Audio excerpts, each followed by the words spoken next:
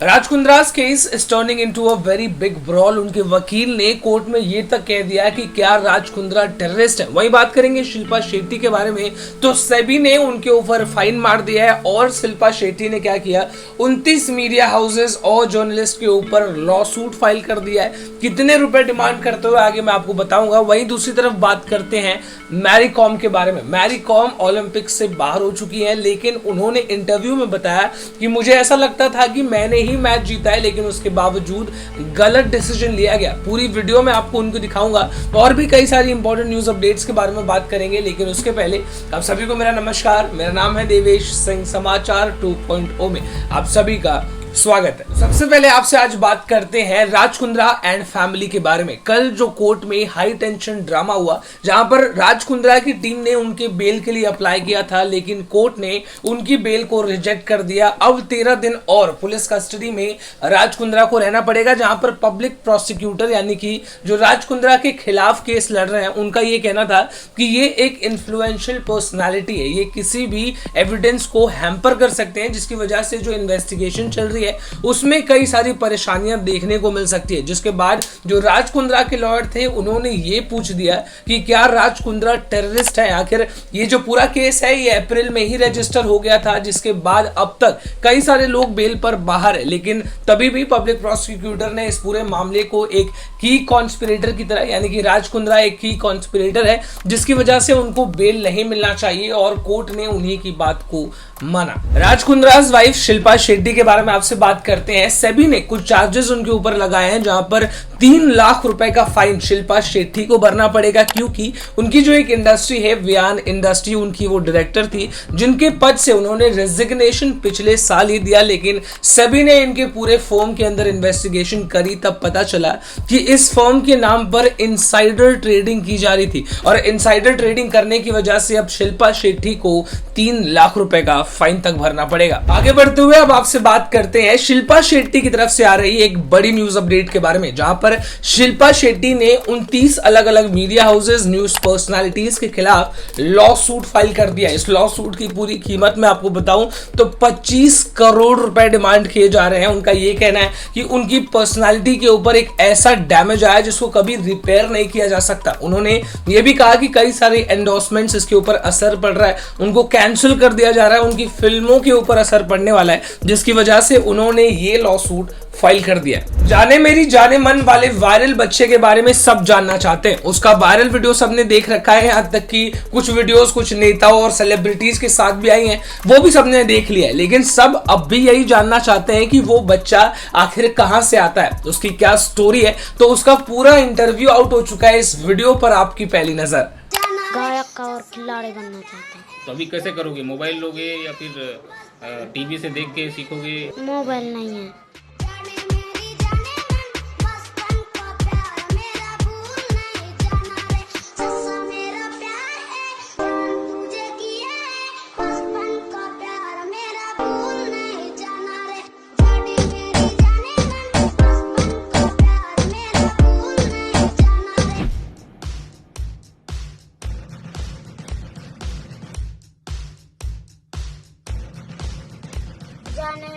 जाने मन बचपन का प्यार मेरा भूल नहीं जाना रे। सच्चा मेरा प्यार है जान तुझे किया है, बचपन का प्यार मेरा भूल नहीं जाना रे। कौन से क्लास में थे? 5वीं।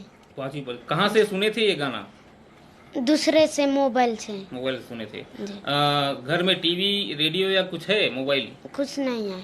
कुछ नहीं है जी। तो फिर दूसरे एक मोबाइल सुने और फिर प्रैक्टिस किया या फिर ऐसे ही गाने लगे? प्रैक्टिस किया।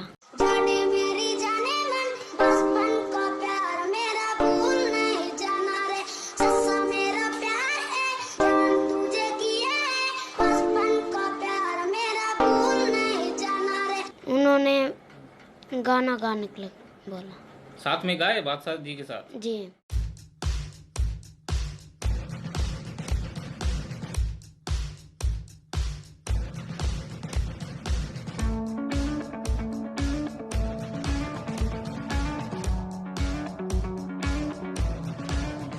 आज मेरा गाना हिट हुआ है, मुझे बहुत खुशी है। ये गाना मैंने लिखा था 2018 में, और सोच के लिखा था कि बचपन का प्यार, मैंने देखा है काफ़ी मेरे फ्रेंड लोग कि उनका बचपन का प्यार उन्हें नहीं मिल सका है, लेकिन उनकी जो दिल की फीलिंग्स थी वो मुझे पता थी। तो कहीं ना कहीं वो दर्द छुपा हुआ था मेरे दिल में। और इंसान सब कुछ भूल सकता है लेकिन बचपन का पहला प्यार नहीं भूल सकता। गोवा के चीफ मिनिस्टर और गोवा के रेप केस के बारे में आपसे बात करेंगे, जहां पर एक बीच पर 2 लड़कियों का रेप कर दिया जाता है गोवा के अंदर, जिसके बाद चीफ मिनिस्टर से सवाल पूछने पर गोवा के चीफ मिनिस्टर कहते हैं कि लड़कियों को बीच पर देर रात तक रहने की क्या जरूरत है। जिसके बाद सोशल मीडिया पर ही नहीं, असल जिंदगी में भी लोग चीफ मिनिस्टर के खिलाफ आवाज उठा रहे हैं कि आखिर एक राज्य के चीफ मिनिस्टर ऐसा स्टेटमेंट किसी भी लड़की के खिलाफ कैसे दे सकते हैं। क्या वो अपनी लड़कियों को अलाउ नहीं करते होंगे घर के बाहर जाने के लिए, ये बात में कितना दम है कि कोई भी लड़की रात को बाहर नहीं निकल सकती, ऐसा एक राज्य का चीफ मिनिस्टर खुद कह रहा है। इस पूरे मामले पर आप क्या सोचते हैं? चीफ मिनिस्टर की सोच सही है या नहीं है? आप कमेंट सेक्शन में लिखकर जरूर बताइएगा। अगली वीडियो में आपको ऐसे दिखाने जा रहा हूं जो इस देश के प्रधानमंत्री ने खुद तक शेयर की, जहां पर यह वीडियो सोशल मीडिया पर वायरल हो रहा है, जो कि गुजरात से काले हिरण की आ रही है, जो कि गुजरात के भावनगर से एक रोड को क्रॉस करते हुए नजर आ रहे हैं। ब्लैक बग्स जिनको कहा जाता है, कितने ब्लैक बग्स? 3000। बस नेचर लवर्स को यह वीडियो पसंद नहीं आई, यहां तक कि देश के प्रधानमंत्री ने भी इसको शेयर किया, तो आपका भी देखना जरूरी है। अगली वीडियो आपके स्क्रीन पर।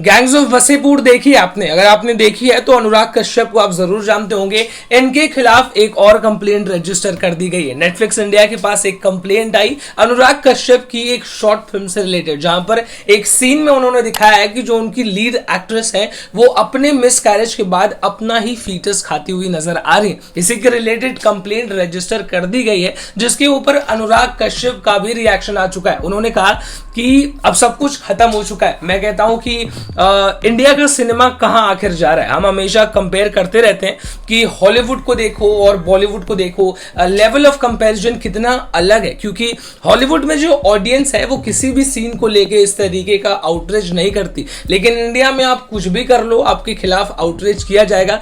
जब तक आप कम्युनिटी को किसी भी चीज से, प्लेटफॉर्म से दूर रखते हैं, कोई दिक्कत नहीं है। लेकिन अगर आप ऐसे नॉर्मल सीन्स को भी लेके अपनी आवाज उठाने लगेंगे कि नहीं ये सारी चीजें नहीं होनी चाहिए, तो आप कभी भी, मुझे नहीं लगता कि हॉलीवुड और बॉलीवुड को एक दूसरे के साथ कंपेयर भी कर सकते हैं, क्योंकि दोनों ऑडियंस के बीच में बहुत फर्क है। इंडिया में बहुत सारी चीजों को लेके लोग ऑफेंड हो जाते हैं, लेकिन ऐसा ही अगर होता रहा तो इंडिया का सिनेमा जो है वो आखिर कहां तक बढ़ पाएगा। आगे बढ़ते हुए अपने पड़ोसी मुल्क के बारे में बात करेंगे। पाकिस्तान से एक न्यूज निकल के आ रही है, जहां पर अलेजेडली 5 लोगों ने मिलकर एक बकरी का, यानी कि एक गोट का रेप किया, उसके बाद उसको मार दिया। फिलहाल अलेजेडली ये कहा जा रहा है कि उन्होंने एक लेबर का, जो कि वहां पर काम करता था, उसकी बकरी को चोरी किया और उसके बाद उसके साथ रेप किया और उसकी जान ले ली।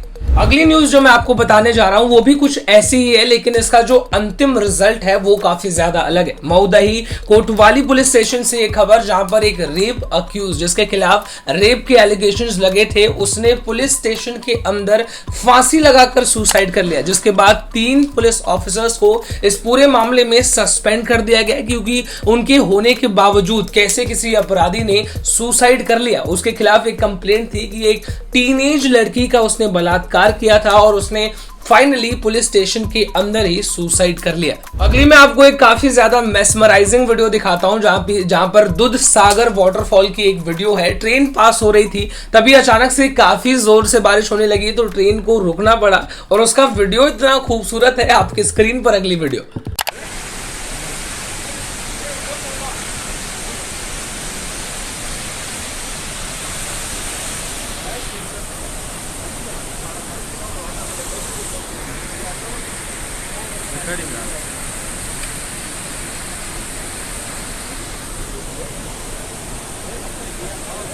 आगे बढ़ते हुए अब हिंदुस्तान के लिए काफी अच्छी खबर के बारे में बात करेंगे, जहां पर नेशनल गैलरी ऑफ ऑस्ट्रेलिया ने हिंदुस्तान से जबरदस्ती इलीगली ले गए कई सारे आर्टवर्क्स जिसमें स्टैचूज और कई सारी चीजें मौजूद हैं, उनको वापस करने का वादा कर दिया है। मैं आपको कीमत बता दूं तो 2.2 मिलियन यूएस डॉलर्स इस पूरे स्टैचूज और इस पूरे आर्टवर्क्स की कीमत है, जिसको अब ऑस्ट्रेलिया फाइनली इंडिया को वापस करने के लिए तैयार हो गया। भारतीय क्रिकेट फैंस के लिए थोड़ी सी निराशा की खबर, जहां पर श्रीलंका और इंडिया के बीच हुए मैच में इंडिया हार चुकी है श्रीलंका से 2-1 का total score.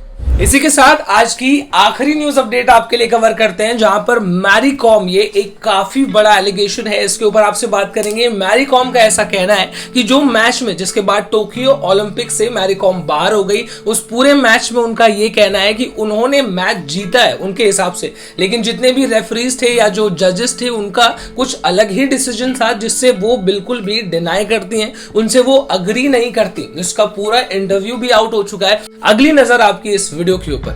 She still can't believe, she's saying she still can't believe she's lost. मेरी आपको अभी भी बिलीव नहीं हो रहा है, आप रो भी रहे हो।